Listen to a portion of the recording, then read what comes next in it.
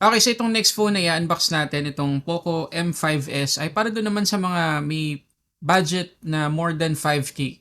8,590 ko nabili ito sa Lazada. Again, nabili ko sa Lazada, hindi ito provided ng Poco o ng Xiaomi. At kung sakali na gusto nyong bilhin itong phone na to, kung saan ko ito nabili sa Lazada, nandiyan yung link sa description box sa baba. Kasi ang maganda dun sa binilan ko, lahat ng colors ng phone na to available sa kanila. So, yung nandito sa atin ngayon ay 4128 GB na variant tapos color white. Kaya mas na-excite ako kasi gusto ko talagang nakakapag-review ng color white na phone. Hindi ko alam kung bakit. Okay, so ito yung box niya. So, kagaya pa rin ng dati, kulay yellow pa rin, syempre. Pero, kaunti lang yung black. Konti lang yung black accent niya. Poco M5s na text, Poco branding, ganun din dito sa gilid. So, open na natin. Tanggalin natin tong plastic. Yes, medyo late na tong unboxing video ko guys kasi parang almost 1 year na yata mula nung na-release tong phone na to. So, pasensya na dun sa mga naghintay kung sakaling meron man. Pero, binili ko na rin kasi marami sa atin yung naghahanap pa rin ng less than 9,000 or less than 10,000 na phone. Magandang option to. Mamaya malalaman nyo kung bakit. So, open natin 'tong box.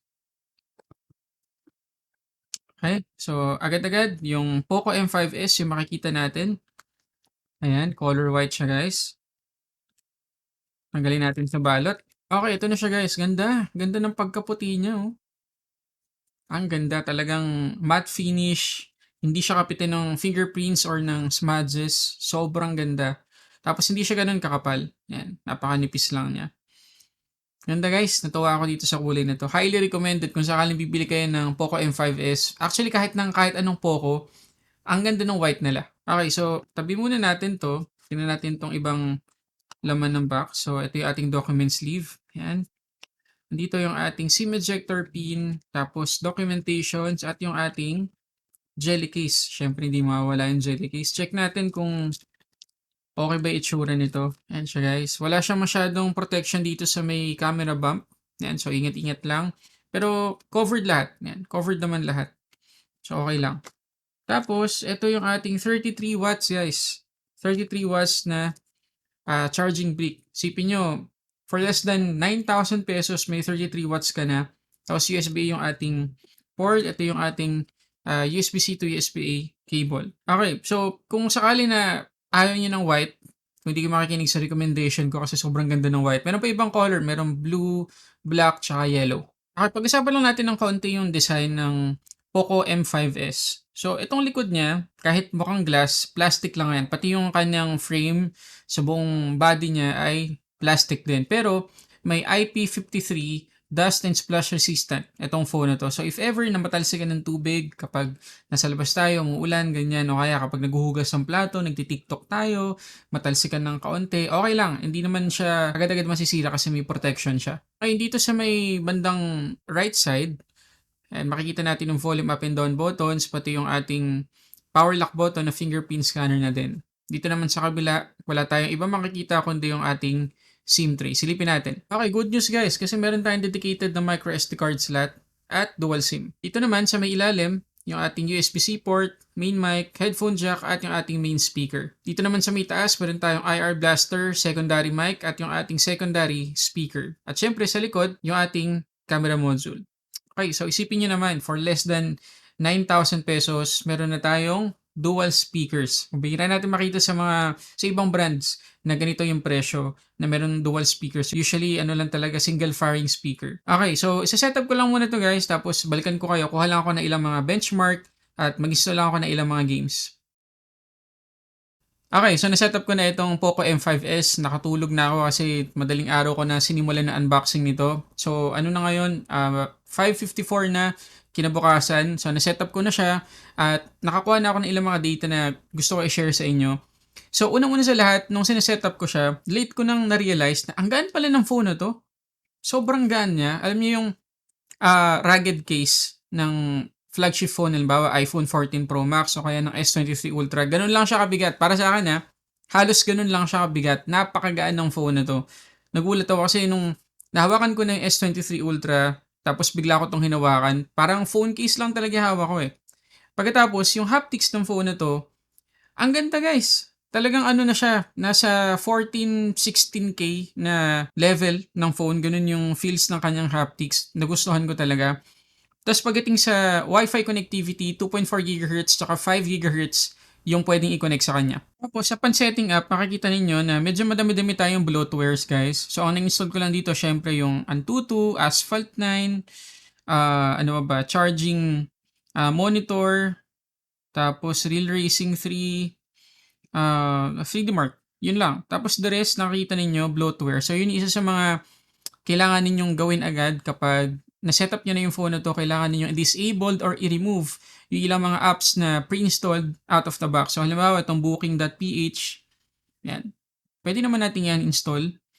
Meron din mga games dito na pre-installed and install lang natin para makatipid tayo sa space. Pagdating sa dual speakers nitong M5S, malakas naman, hindi naman ako nabitin. Maganda rin yung tunog, may separation talaga ng left tsaka right sound. Ang problema lang kapag naka-landscape mode tayo, kasi yung kanyang secondary speaker dito sa taas, ayan makikita nyo naman, matatakpan yan kapag naka-landscape mode. Samantalang itong main speaker, hindi naman.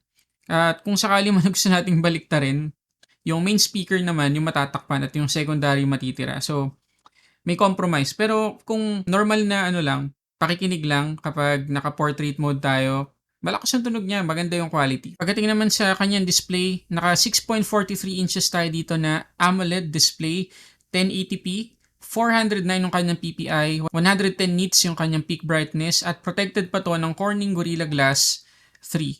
Pero, 60Hz lang yung ating refresh rate. Yes, maganda yung display ng phone nito kasi nga AMOLED. So, mas vibrant siya compared sa mga IPS LCD. Yun nga lang, may compromise. Kung gamer ka, hindi ka masyado mag-enjoy kasi nga 60Hz lang yung display nitong M5S. Pero, kung ang priority mo ay manood ng mga videos, mga TV series, sa mga streaming services, mag-enjoy ka. Kasi mas vibrant yung kulay. Dagdag pa natin yung kanyang widevine security level 1. So, makakapag-play tayo dito ng mga HD content. Pero check natin sa Netflix yung max resolution playback niya. Ito guys, makikita nyo naman, yan, ang maximum playback resolution, full HD. Hindi lang basta HD guys. So, talagang may utilize natin yung 1080p display at AMOLED. Pero if ever na hindi natin masyadong gusto yung timpla ng kulay by default, tingnan natin yung display kung magtitimpla pa natin yan. So, ayun, meron tayong color scheme dito. Pag binuksan natin yan, meron tayong 3 presets na pwedeng pagpilian. Yung default niya, itong vivid, meron ding saturated. Kung gusto nating mas natural, standard naman. At kung gusto nating timplahin yung color temperature, pwedeng-pwede yan dito sa baba. At sa totoo lang, for less than 9,000 pesos, na-impress talaga ako sa quality ng display ng phone na to. Para na siyang 14, 16K na phone. Pagdating naman sa performance, naka MIUI 14 na tayo dito on top of Android 13.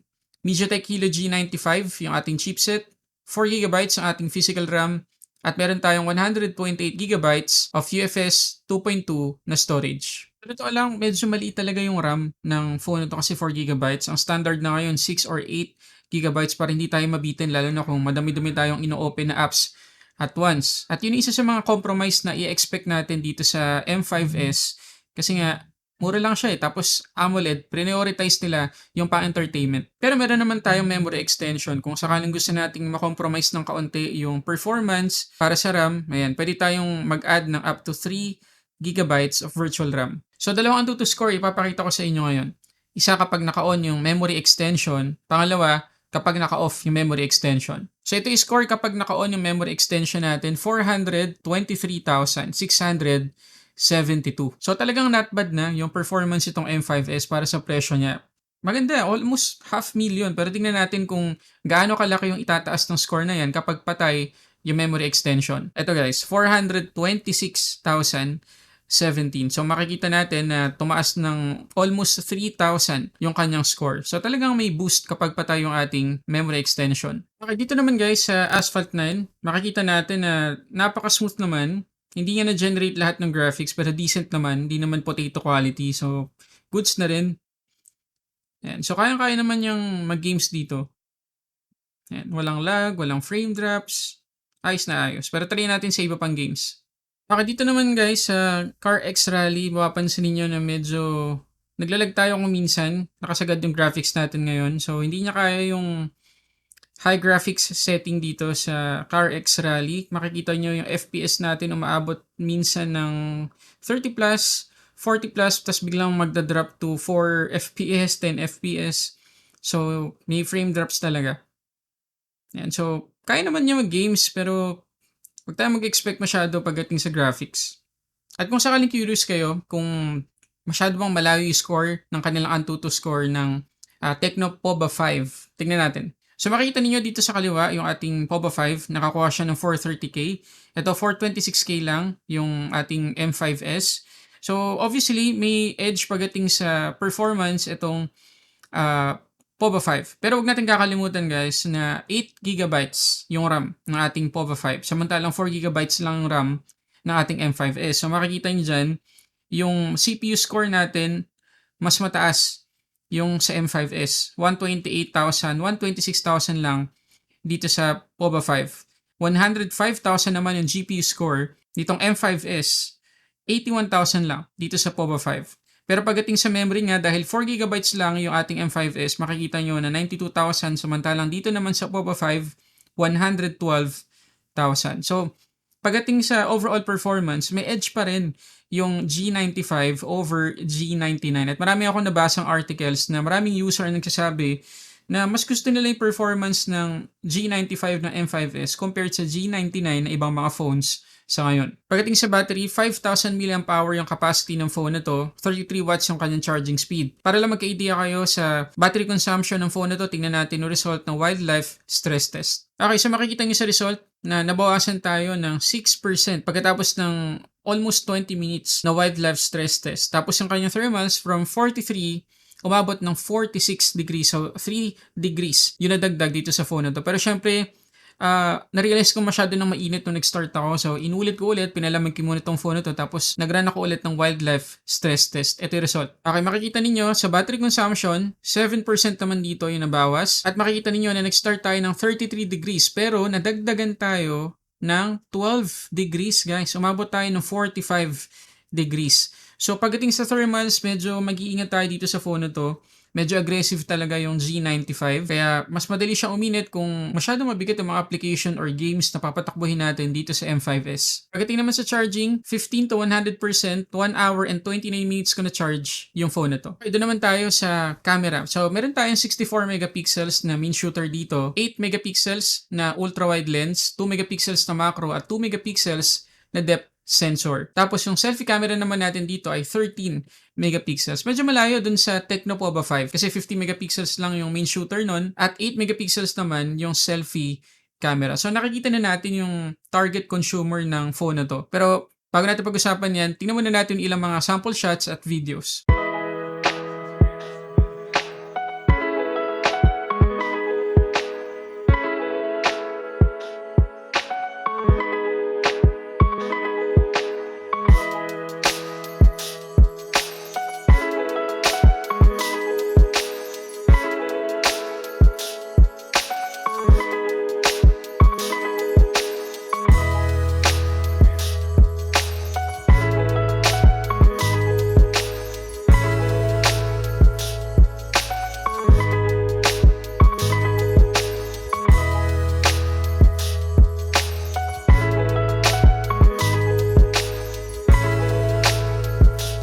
Okay, so pag-usapan natin, para kanino ba talaga itong Poco M5S? Comment kayo dyan sa baba.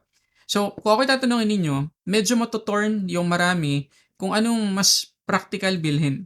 Kung ito bang Tecno Pova 5 or itong Poco M5S. Kung sakaling ito man dalawa yung pinagpipilian ninyo. Kung ako'y tatanungin ninyo, kung ang priority ninyo ay games, Tecno Pova 5. Walang duda, doon kayo pumunta kasi 120Hz yun, IPS LCD, at mas malaki yung battery capacity, 6,000 mAh. So, built for gaming talaga yon. Samantalang ito, 60Hz lang yung refresh rate, pero AMOLED. So, mas mag-enjoy ka sa entertainment. Mas maganda rin yung camera setup ng phone na to overall, mapa-rear or selfie man. So, kung nalilito ka talaga, kung alin sa dalawa yung dapat mong bilhin, isipin mo muna kung anong klase kang user. Gamer ka ba? Dito ka sa Pova 5. Kung ang priority mo ay manood ng mga movies, TV series, walang duda, M5S ka naman. So yun muna guys, sana nakatulong tong video na to. Kung sakaling gusto nyo bilhin yung phone na to, nandiyan yung link sa description box sa baba. Maraming salamat sa panonood. para sa samot-saring unboxing reviews, this is Sulit Tech Reviews.